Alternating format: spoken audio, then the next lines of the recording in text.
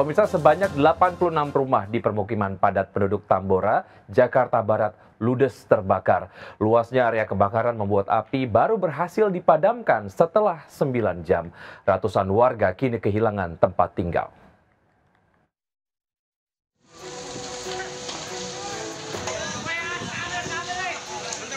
Kebakaran besar melanda permukiman di Jalan Garuda Duri Utara Tambora, Jakarta Barat, memicu kepanikan warga menyelamatkan harta benda.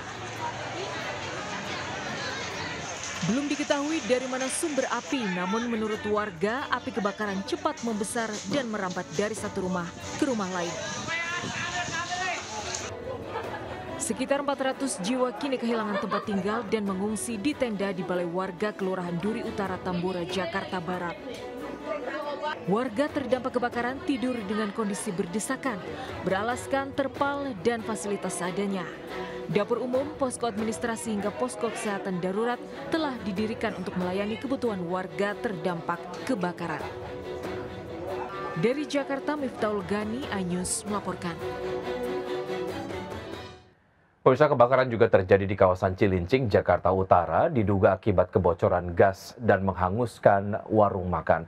Sementara di Magetan, Jawa Timur, satu orang tewas saat kebakaran yang melalap rumah akibat pemilik lupa mematikan kompor usai memasak.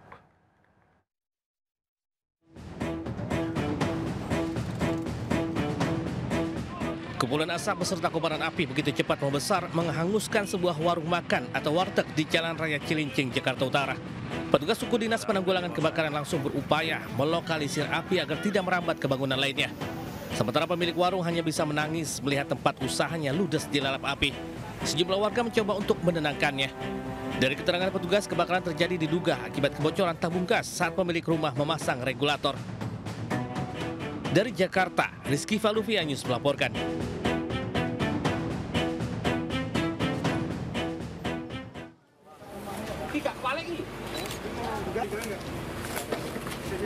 Petugas mengevakuasi jenazah warga yang hangus terbakar di rumahnya di Kelurahan Keraton, Kecamatan Maospati, Magetan, Jawa Timur.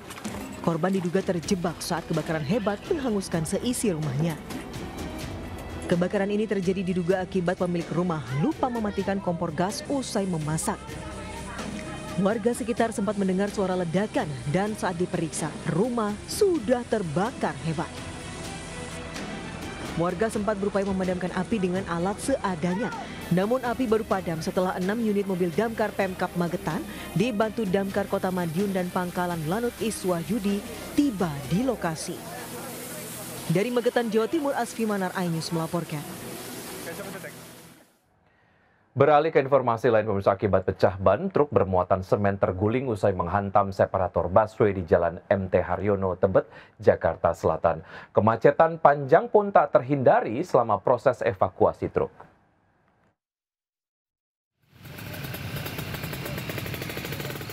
Truk bermuatan semen terguling hingga muatannya berhamburan ke jalan di Jalan MT Haryono, Tebet, Jakarta Selatan. Petugas mengevakuasi truk yang mengalami kerusakan parah pada bagian depan dan semen agar tidak menghalangi jalan. Kecelakaan bermula saat sopir berjalan dari arah Tebet menuju Cawang namun tiba-tiba alami pecah ban. Akibatnya sopir kehilangan kendali lalu menabrak separator busway dan terguling. Akibatnya sopir sempat tidak sadarkan diri sebelum akhirnya diselamatkan petugas. Kecelakaan ini juga membuat akses Jalan MT Haryono dari arah Tebet menuju Cawang mengalami kemacetan panjang.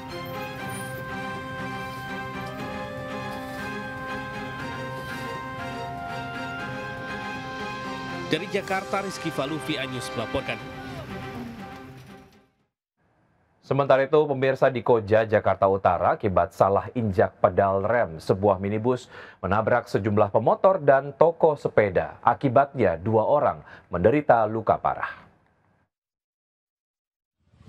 Dilontar mobilnya. Satu unit minibus ini ringsek usai menabrak toko sepeda dan sejumlah sepeda motor di Jalan Mangga, kawasan Pasar Lontar, Koja, Jakarta Utara. Warga pun merekam kejadian ini hingga viral. Bahkan akibat kejadian ini, 2 orang terluka dan dilarikan ke rumah sakit untuk pertolongan medis. Sementara itu, sejumlah motor dan sepeda yang ditabrak minibus bergelimpangan di jalan. Saksi mata mengatakan peristiwa bermula ketika minibus yang dikendari seorang pemuda bersama seorang lansia melaju dalam kecepatan tinggi dari arah barat menuju utara. Diduga pengemudi salah menginjak rem hingga hilang kendali. Akibatnya, 3 sepeda motor terseret beberapa meter dan laju minibus baru berhenti setelah menabrak toko sepeda. Usai kejadian, pengemudi bersama penumpang minibus diamankan petugas dan kasus ini diselesaikan secara kekeluargaan. Dari Jakarta, Rizky Falupi, iNews melaporkan. Berupaya kabur usai menabrak motor, sebuah mobil dirusak warga di Sidoarjo. Akibatnya korban mengalami luka serius di bagian kepala.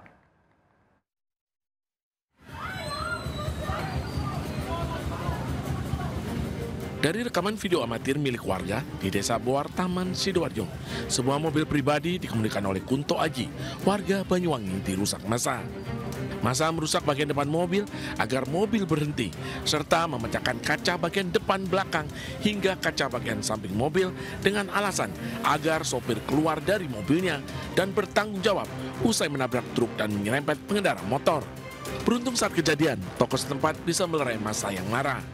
Akibat amuk massa itu, sopir mengalami luka serius di bagian kepala dan kini dirawat di Rumah Sakit Siti Khotijah, sedangkan kasusnya masih dalam penyelidikan Polsek setempat. Dari Sidoarjo, Jawa Timur, Yoyo Agusta, iNews melaporkan. Pemirsa, lebih dari 400 jiwa mengungsi akibat kebakaran di kawasan padat penduduk Tambora, Jakarta Barat. Seperti apa situasi terkini di sana? Sudah ada rekan Dilami Aulia di lokasi kebakaran Tambora. Selamat siang Dilami, apakah sudah ada temuan penyebab pasti kebakaran dan bagaimana kondisi pengungsi saat ini? Ya, selamat siang Wigi dan juga pemirsa. Dapat saya informasikan ini bahwa petugas dari Suku Dinas Jakarta Barat dan juga petugas BPBD berusaha membersihkan lokasi kebakaran di Jalan Duri Utara 1, Tambora, Jakarta Barat. Kalau bisa dilihat ya, dari para petugas ini membersihkan puing-puing bangunan dan juga box-box sayuran. Karena kan memang kalau untuk di Jalan Duri Utara ini juga merupakan pasar ya, sehingga memang sejumlah warga ini berprofesi sebagai pedagang dan ini sedang dibersihkan ya guna dikarenakan memang di sekitaran lokasi atau jalan ini banyak sekali puing-puing ataupun keramik dari bekas kebakaran yang meluluhlantahkan 86 rumah warga Wiki. Dan juga kalau yang terdampak ini ada 100 kakak dengan 400 jiwa yang memang telah diungsikan ke posko pengungsian terdekat dari daerah sini, yakni di tenda BPBD dan juga di Balai Warga RW 02. Wigi dan juga pemirsa bisa dilihat ya bahwa di sini betul-betul sudah hanya puing-puing saja. Bahkan tadi kalau warga yang kembali ke rumahnya untuk mencari barang berharga ini hanya seperti rangka motor, kemudian gas dan juga kompor yang dimasukkan ke dalam karung kemudian juga dapat diperjualbelikan gitu ya kepada tukang, namun selebihnya ini memang sudah luluh lantah, bahkan hanya ada debu dan juga bangunan-bangunan yang telah runtuh saja yang dibersihkan oleh pihak dari petugas BPBD Wiki. Dan kalau melihat apakah ada korban jiwa dari kebakaran di Tambora ini memang tidak ada, namun ada sekitar 7 orang yang luka-luka dan kemudian dilarikan ke puskesmas terdekat. Kembali ke Anda, Wiki. Baik, Dilami, terima kasih atas informasi yang Anda sudah sampaikan. Selamat bertugas kembali. Pemirsa, seorang pengendara motor menjadi bulan-bulanan pengunjuk rasa karena menggeber motornya keras-keras di Bandung, Jawa Barat. Peristiwa tersebut terjadi ketika unjuk rasa blokade jalan memprotes larangan studi tour dari Gubernur Jabar, Deddy Mulyadi.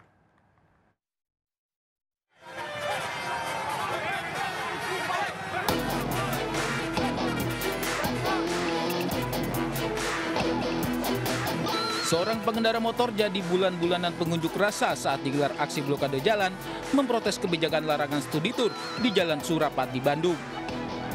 Polisi dan petugas Dishub berupaya melerai, namun banyaknya pengunjuk rasa membuat petugas kesulitan.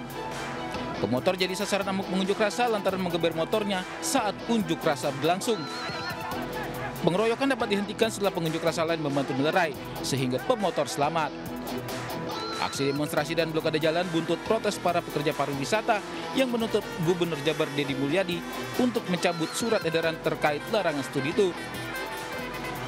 Sebelumnya, para pengunjuk rasa juga menggelar aksi di depan gedung sate dengan blokade jalan menggunakan bus. Dari Bandung, Jawa Barat, Ervan David, iNews melaporkan. Sementara itu, pemirsa, aksi unjuk rasa yang digelar pengendara ojek online di kawasan Gambir, Jakarta Pusat berlangsung ricuh. Kericuhan dipicu akibat aksi sejumlah pengendara ojol yang nekat menyalakan flare saat menyuarakan aspirasi mereka.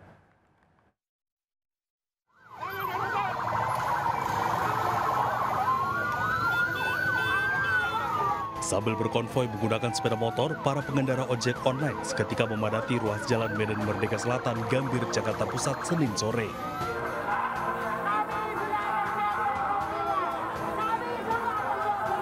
Aksi sempat memanas saat aparat kepolisian mengambil paksa flare yang dinyalakan sejumlah pengemudi ojek online.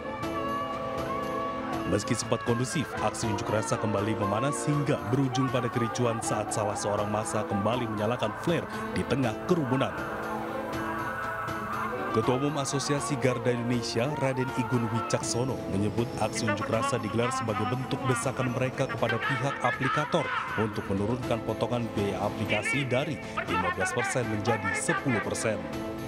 Bahwa potongan aplikasi 10% itu harus diberlakukan dan masih tidak bisa dijalankan karena regulator masih bertahan tidak mau menurunkan dari 15% menjadi 10%.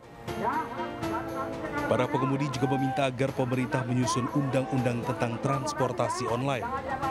Mereka juga mendesak pemerintah agar merevisi aturan transportasi online. Dari Jakarta Pusat, Rani Sanjaya, iNews melaporkan.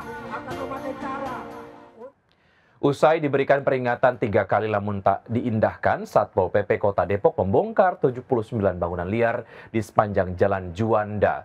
Pemilik bangunan pun memprotes dan meminta waktu untuk membereskan barang-barangnya.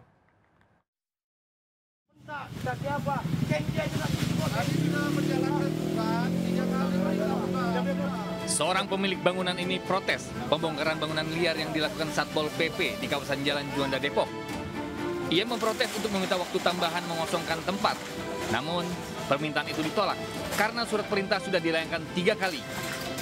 Warga mengaku sudah menempati lahan selama 15 tahun dengan meminjam pada Pertamina tanpa uang sewa dengan syarat tidak melanggar aturan.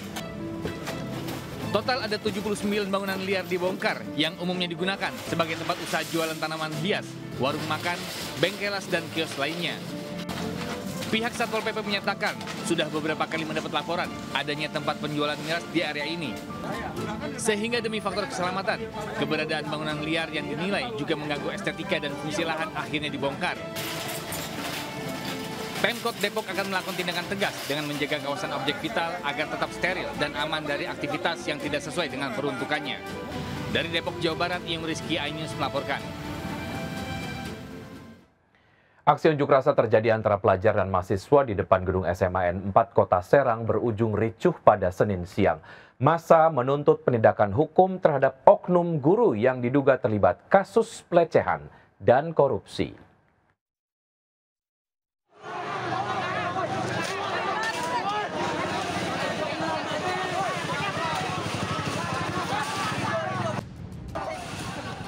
Sejumlah pelajar dan mahasiswa menggelar aksi protes di depan gedung SMA N4 Kota Serang, Banten.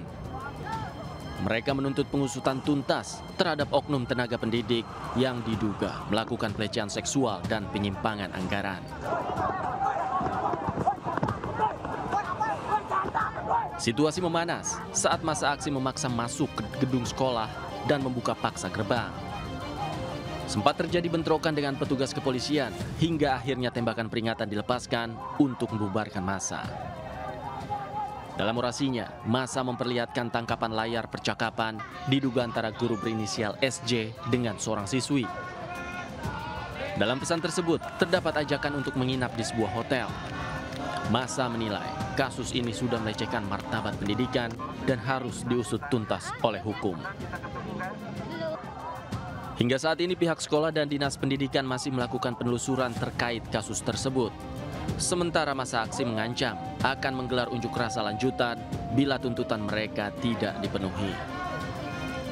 Dari Serang, Banten, Mahesa Apriandi, iNews melaporkan. Buntut terbongkarnya praktik prostitusi online atau Open BO yang dikendalikan dari dalam Lapas Kelas 1 Cipinang, Jakarta Timur, petugas melakukan sidak dan menemukan ponsel hingga memindahkan belasan narapidana ke Nusa Kambangan. Petugas melakukan inspeksi mendadak di Lapas Kelas 1 Cipinang, Jatinegara, Jakarta Timur. Satu persatu kamar tahanan diperiksa untuk mencari barang-barang yang dilarang dibawa ke dalam lapas. Hasilnya, petugas menemukan alat komunikasi ponsel, headset maupun speaker. Sidak ini merupakan buntut penyidik Polda Metro Jaya membongkar praktek prostitusi online atau Open BO yang dikendalikan seorang narapidana AN 40 tahun. Ia terbukti memperdagangkan wanita dengan cara membuat grup Telegram, kemudian berkomunikasi dengan para pelanggan serta wanita yang diperdagangkan. Total ada 16 orang dari narapidana di dalam Lapas Kelas 1 Cipinang dipindahkan ke Nusa Kambangan. Dari Jakarta, Rio Manik, iNews melaporkan. Bareskrim Polri bersama Bea Cukai Bengkalis membekuk pengedar narkotika dengan barang bukti 20 kg sabu. Operasi itu sekaligus membongkar modus penyelundupan narkotika jaringan internasional melalui jalur perbatasan perairan Bengkalis.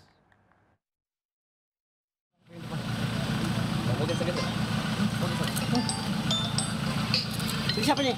Siapa? Saya, Bang. Hah? Itu siapa tuh? Siapa nih? Itu orang itu punya. Iya, Bang. Dua pelaku pengedar narkotika internasional dibekuk tim operasi gabungan Bareskrim Polri dan Bea Cukai Bengkalis saat berada di depan Balai Penyuluhan KB, Jalan Puskesmas Bandar Laksamana, Bengkalis, Riau. Bobby Leoza Herlianda dan Andre Febrianda ditangkap dengan barang bukti 2 tas ransel berisi 20 paket sabu yang dipasok dari Malaysia melalui jalur laut. Penangkapan dipimpin langsung Kasubdit 4 Narkoba Bareskrim, Komisaris Besar Polisi Handik Jusen, usai melakukan pemantauan dan pengintaian di sekitar kawasan perbatasan Bengkalis. Saat ini kedua tersangka bersama barang bukti telah dibawa ke markas Bareskrim Polri untuk proses penyidikan lanjut. Polisi juga tengah memburu pengendali jaringan berinisial Angel serta melakukan pengujian laboratorium atas barang bukti yang disita. Operasi ini sekaligus membongkar modus penyelundupan narkotika jaringan internasional melalui jalur perbatasan perairan Bengkalis. Dari Jakarta, dan Helmi Sejangbati, iNews melaporkan. Pemirsa, polisi menetapkan nahkoda kapal Barcelona 5 yang terbakar di perairan Talise, Sulawesi Utara sebagai tersangka. Penetapan tersangka setelah polisi menemukan indikasi jumlah penumpang yang ternyata 2 kali lebih banyak dari data manifest.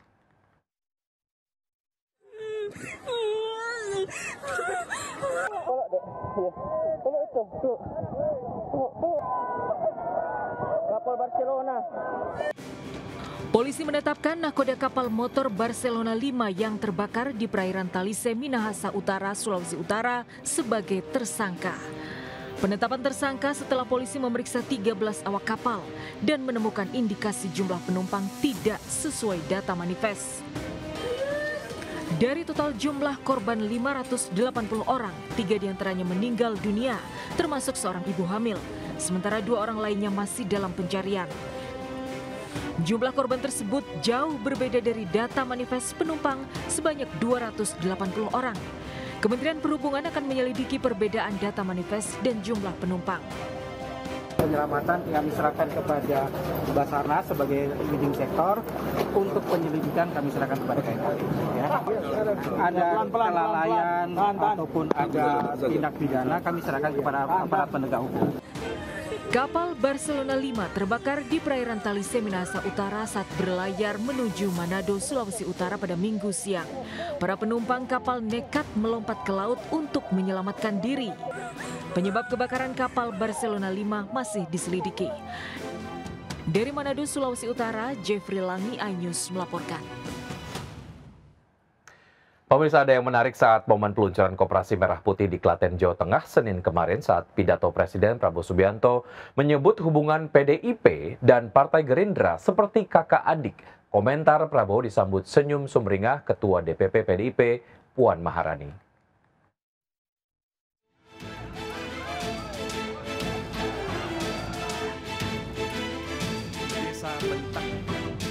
Pidato Presiden Prabowo saat momen peluncuran 80.000 Koperasi Merah Putih di Klaten, Jawa Tengah mencuri perhatian. Di tengah pidatonya yang menyinggung soal kemandirian bangsa yang dicontohkan Proklamator RI Soekarno, Prabowo tiba-tiba menyebut soal hubungan Gerindra dan PDIP seperti kakak adik. Komentar Prabowo langsung disambut senyum sumringah Ketua DPP PDIP Puan Maharani yang juga merupakan Ketua DPR RI. Nuhun sewu Mbak Puan. Bung Karno bapak saya juga. Mungkin kalau dipotong ini yang keluar marahin juga ini.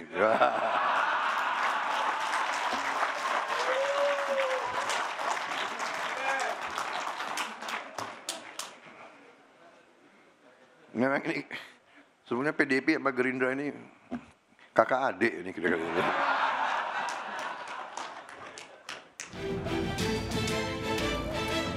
Meski punya hubungan akur seperti kakak adik, Prabowo mengaku tidak masalah jika posisi PDIP di luar pemerintahan sebagai partai pengoreksi kebijakan. Tim Liputan iNews melaporkan. Pemirsa, di tengah kemegahan infrastruktur ibu kota, perahu eretan masih dimanfaatkan warga untuk menyeberang di bantaran Kali Cagak antara Kapuk Muara dengan Pluit, Penjaringan, Jakarta Utara. Banyak warga yang memilih menggunakan perahu eretan karena lebih efisien. Dan berikut adalah laporan Naura Syafika.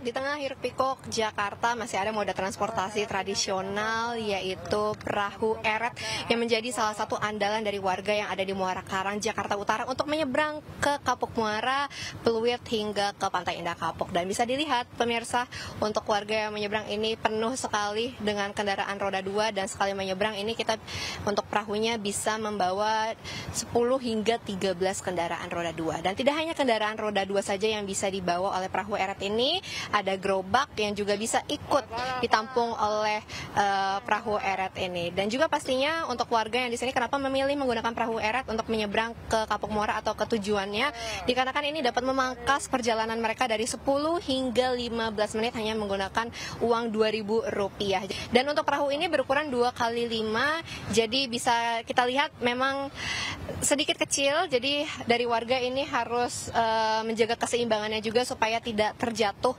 ke Kali Cagak yang ada di Jakarta Utara ini. Dan pemirsa, kita akan segera sampai ke penyeberangan yaitu di Kapuk Muara. Cepat sekali, tidak sampai 2 menit kami sudah sampai dan sudah bersiap untuk segera menyeberang ke Kapuk Muara. Oke, kita sudah sampai dari Muara Karang ke Kapuk Muara, sangat singkat sekali dan sangat efektif. Dari Jakarta, Naura Syafika, Raga Firdaus, iNews melaporkan. Pengangguran tembus 7,8 juta, para sarjana semakin sulit cari kerja. Demi mendapatkan pekerjaan, puluhan orang di Cikarang Utara, Kabupaten Bekasi rela menyetor uang ratusan juta rupiah ke yayasan fiktif bermodus penyalur kerja.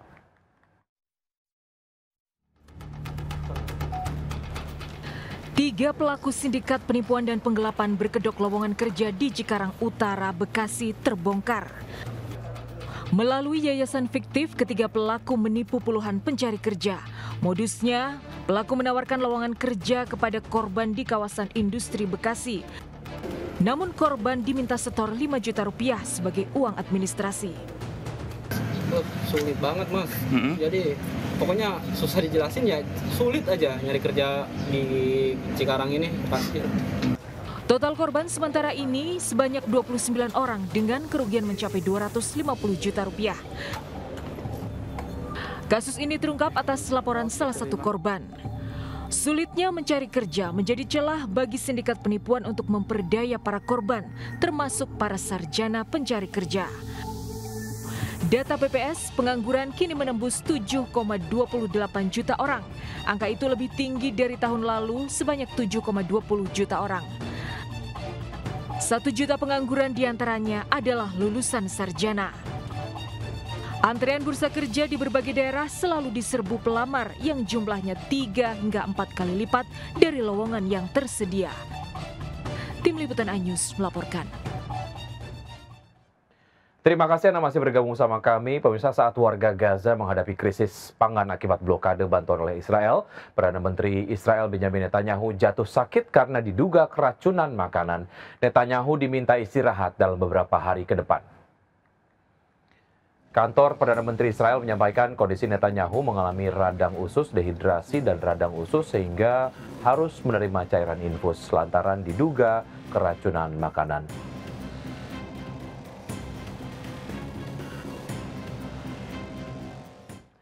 Mantan prajurit marinir TNI Angkatan Laut Satria Artakumbara yang dibayar Rusia untuk menjadi tentara meminta pulang ke tanah air. Satria menyesal berperang untuk Rusia di Ukraina dan meminta Presiden Prabowo menerimanya kembali sebagai WNI. Video permintaan pulang Satria Artakumbara diunggah melalui akun media sosialnya. Satria mengaku menyesal bertempur untuk Rusia di Ukraina dan ingin kembali menjadi WNI. Satria merupakan mantan prajurit TNI Angkatan Laut yang bergabung dengan prajurit di Rusia dan menandatangani kontrak alias dibayar Rusia. Satria meminta dipulangkan ke Indonesia lantaran menghadapi pencabutan status kewarganegaraan Indonesia oleh otoritas Rusia. Satria bahkan terang-terangan meminta Presiden Prabowo Subianto membantu memulangkannya ke tanah air dan menerimanya kembali sebagai WNI. Melalui KBRI Moskow, Kementerian Luar Negeri terus berkoordinasi dengan Satria yang kini masih berada di Rusia. Untuk teman-teman yang sudah DM, saya kaget ada 3.000 lebih DM, nanti saya balas satu persatu pas lega ya. Pemirsa, tren pacu jalur ternyata dilakukan oleh Menteri Prabowo Subianto. Berikut informasinya.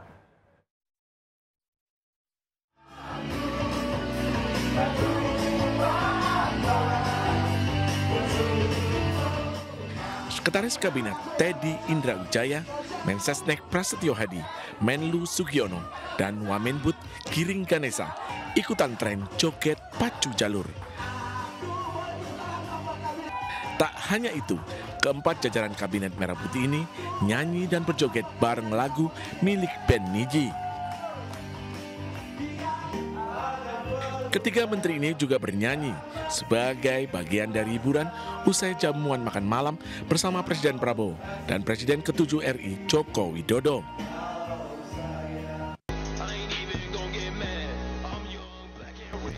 Tren pacu jalur juga diikuti oleh Menteri Pariwisata RI Widianti Putri Wardana. Menpar bersama jajaran kementeriannya joget pacu jalur saat mengundang Ryan Arkadika yang tariannya viral dan mendunia.